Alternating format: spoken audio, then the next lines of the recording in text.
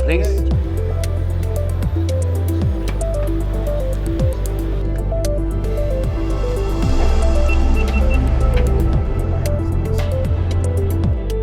The job has changed significantly over the last 2 or 3 years. The major threats to our job, our trade, is the competition, without a shadow of a doubt, unregulated competition in particular, and exploitative companies like Uber.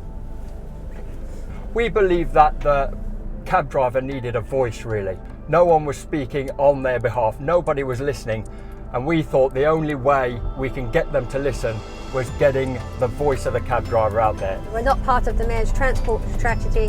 TfL are licensing private hire, unlimited access to our work, and they're touting our work off the streets. It's not just done on apps. So we are being robbed, really, of our trade. SOS Silence of Suicide were approached by Chris, Sean and Matt, who are themselves black cab drivers in London, and they quickly made us aware as to the extent of the psychological well-being issues that were facing these drivers. Mental health is a really difficult subject for the taxi industry, the taxi and private hire industry actually.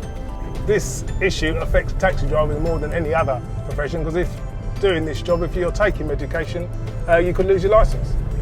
TfL, the regulator, has a duty of care, and as far as I'm concerned, there is a dereliction of that duty of care to uphold the standards and uphold the well-being of the driver.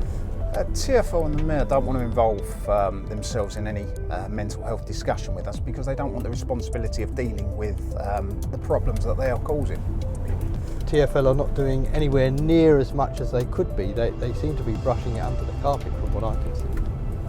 Most stress, in my experience, comes from a feeling of helplessness, from the idea that you can't do anything about your circumstances. And I think that's the situation that the cab trade is moving towards, where they feel that they have an unsympathetic regulator who's changing the parameters within which they work, and yet isn't listening, and there's nothing that the drivers can do about it. It will get worse. You've only got to look at other cities around the world.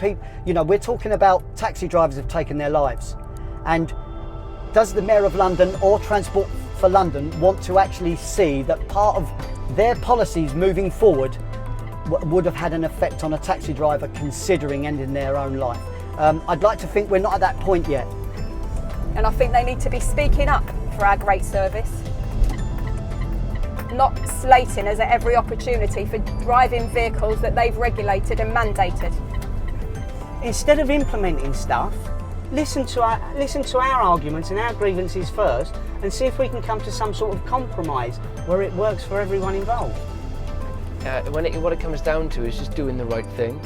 If people are struggling because of the rules and regulations you're imposing on them, the least you can do is help them out.